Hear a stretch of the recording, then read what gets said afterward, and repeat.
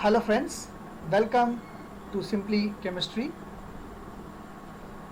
In this video, I am going to explain a simple method to predict IR active vibration modes.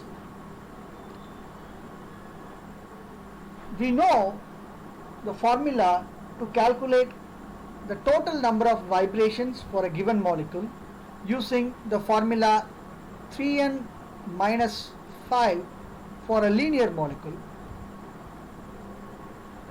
and 3n minus 6 for a non-linear molecule.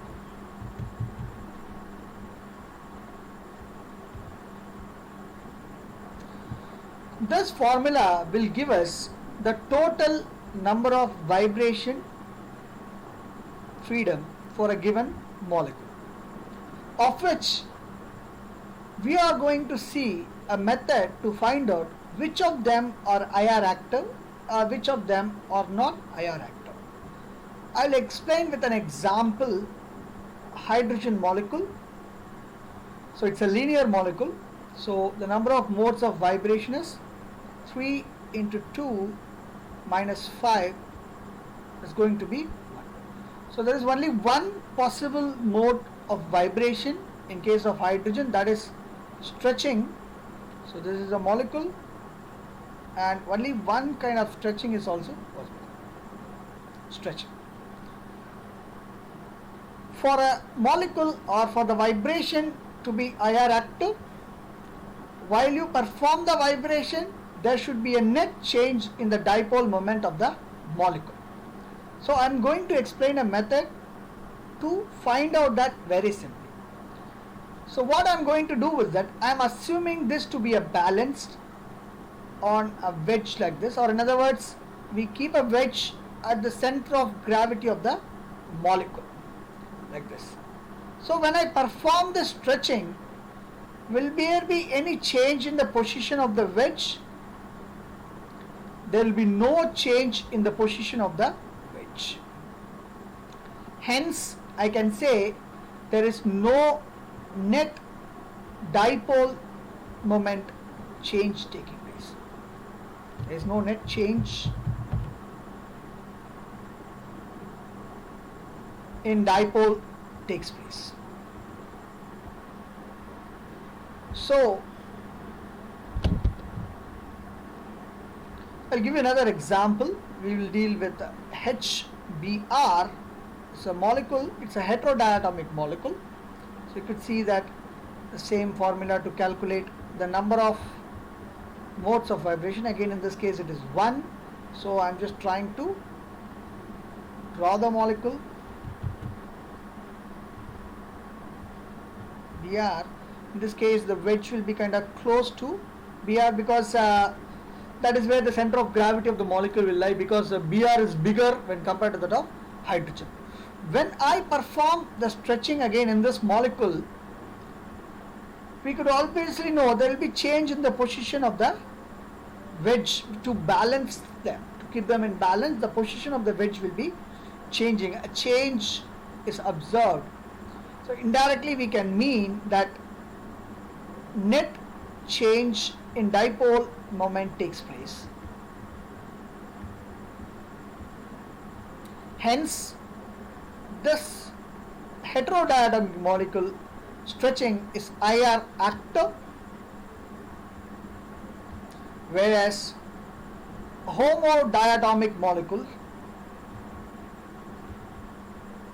where the position of the wedge has no change, or in other words, the center of gravity of the molecule remains the same after even performing the vibration, then there is no net dipole, they are IR inactive.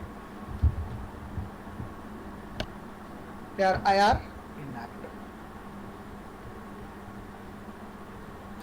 So in other words, I can say all the homodiatomic molecules, the stretching are IR inactive. That is why H2, Cl2, Br2, they don't give us IR spectra, whereas they give us Raman spectra. Whereas the heterodiatomic molecule give us IR spectra, that IR, because the stretching is IR active. Now let us try the same for bigger molecules. For example, we can take the carbon dioxide,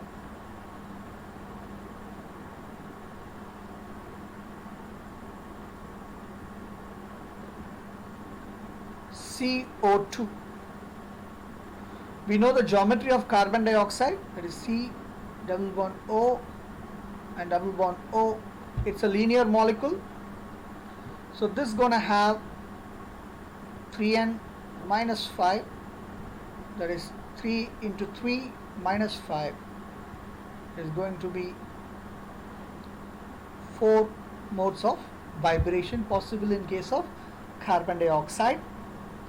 So of which 2 of them are stretching and 2 of them are bending. We'll come to the bending vibration later. So let us discuss with the stretching frequencies or stretching modes of vibration. So there are 2 types. One is symmetrical stretch and unsymmetrical stretch. So we are going to apply the same thing. So this would be the center of gravity of the molecule. So we are keeping a wedge here.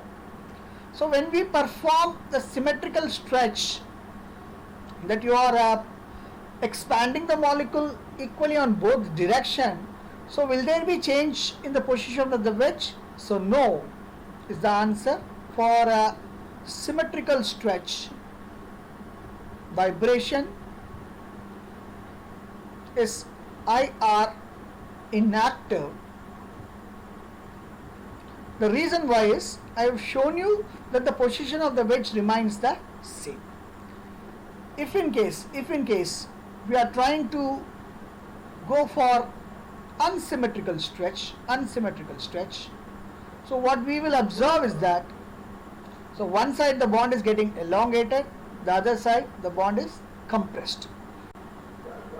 We will observe the change in the center of gravity of the molecule to, or in other words, the position of the wedge will be changing. Yes, there is a change is being observed.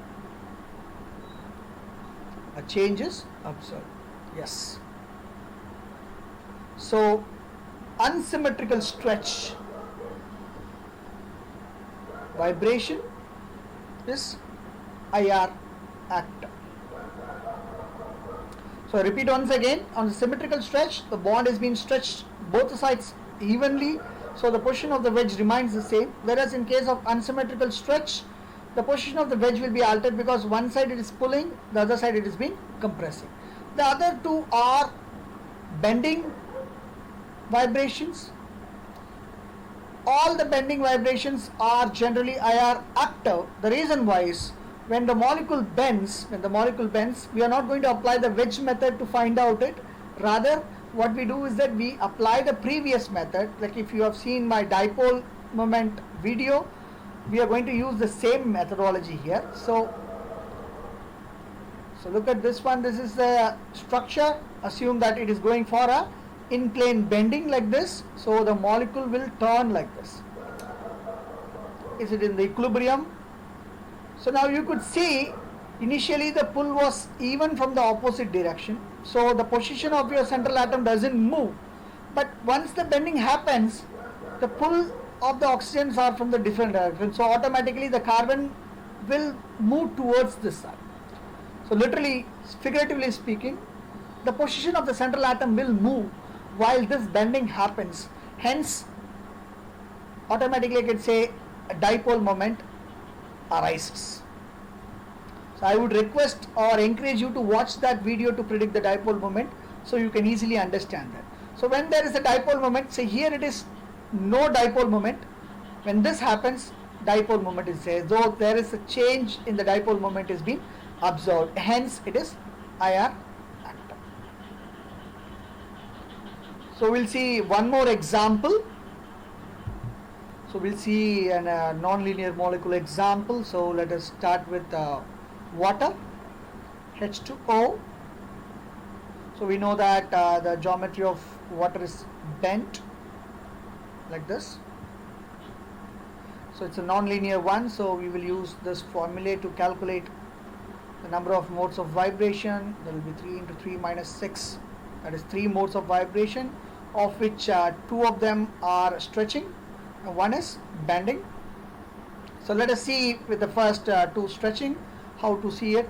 So assume this is going to be our center of gravity of the molecule. We're going to place the wedge here, so the molecule will be balanced. Now we're going to perform symmetrical stretch, so the bond is going to be elongated on both the sides evenly, like what we observed in the previous case of carbon dioxide. Will there be change in the wedge? No. So symmetrical stretch, no change in the position, IR inactive.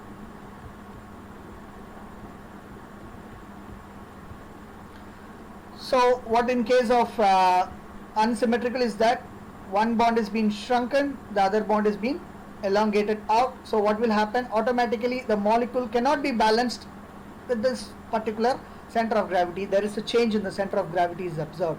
See, one molecule is coming, the hydrogen is coming close, the other hydrogen is going away. That will dislodge the molecule with the current center of gravity. So that will not balance. So unsymmetrical stretch,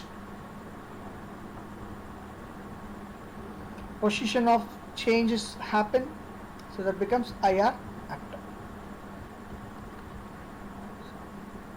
So we'll see for bending again.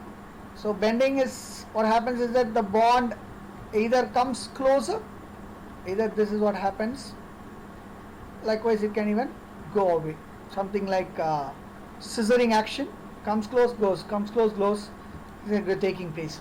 So what I would say is, again, this case, when there is a bond angle decreases, the rate at which the central atom moves will be higher. When the movement along this direction, rate of movement is actually higher. What I would ask you to imagine that somebody is pulling two of them standing in before you, right before you, and pulling you towards them. Will that be faster, or something like you stretch your arms around like 45 degrees and they are pulling now? In which case you will move faster? Obviously on the straight side it will be faster and better.